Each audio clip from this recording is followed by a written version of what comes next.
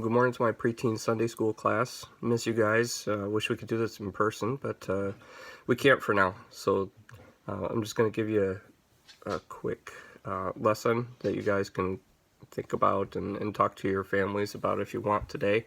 I'll also link some worksheets that you can use that the Foundry was gracious enough to give for free to help us through this. So God will work through this, and I think we're going to see some good things come out the other end. We'll just have to see and be faithful and pray. So I hope you guys are doing well and not driving each other nuts, being stuck at home. But here we go. So John chapter 11 verses 1 through 45 is the story of Lazarus and Jesus' response. So we know that Jesus was out preaching, and he had this friend named Lazarus and his sisters Mary and Martha, and they lived in Bethany. And one day Lazarus got really sick. So his sister sent a message to Jesus because she knew that he could make him better, heal him, right? So they were looking for him to come back and heal him and do what he does. And Jesus got the message. Then he waited. He waited 2 days. And of course, Lazarus' sisters were quite upset. And Lazarus ended up dying before Jesus even got there. And when Jesus showed up, everybody was mourning and weeping and just really, really upset. And they couldn't understand it. And Mary asked him, she said, "Lord, you could have kept my brother alive. Why did you wait?" And Jesus saw her crying, and he was sad. And even he wept.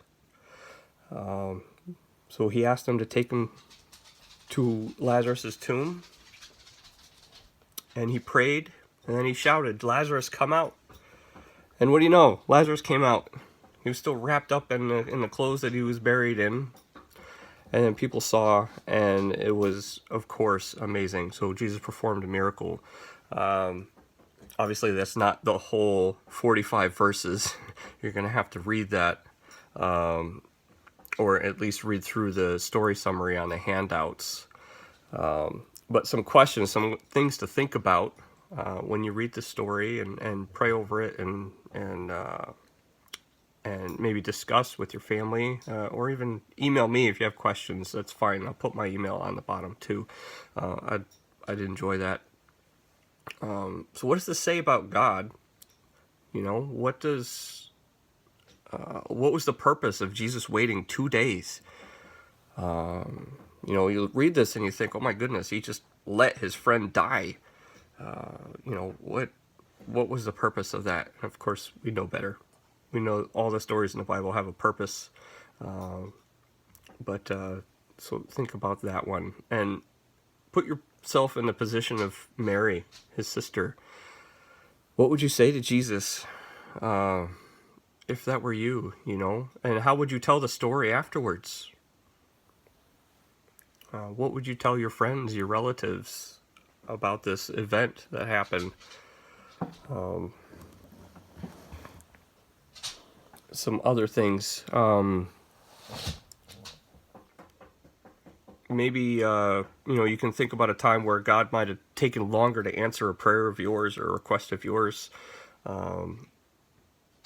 And maybe that answer, when it finally showed up, wasn't quite what you thought it was. You know, God works all the time, but not always the way that we expect or want it to. It doesn't always look how we expect it.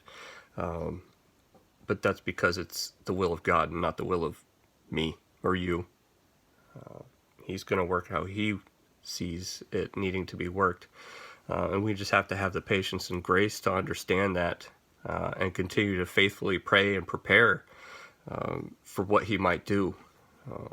You know, in this story of Lazarus, Jesus did an amazing thing, a few amazing things. One, you know, he showed up late, he waited. But when he got there, he showed us the holy human part. Probably one of the most impactful verses in this whole section is verse 35. It's 2 words. He said, Jesus wept. you know, you don't get much more human than that. He's showing them that he hurts, that he feels their pain, and that he has a relationship, an interconnection with these people, with his friend Lazarus. You know, he's demonstrating that it hurt him too. And he also shows that he feels the same things that other people felt.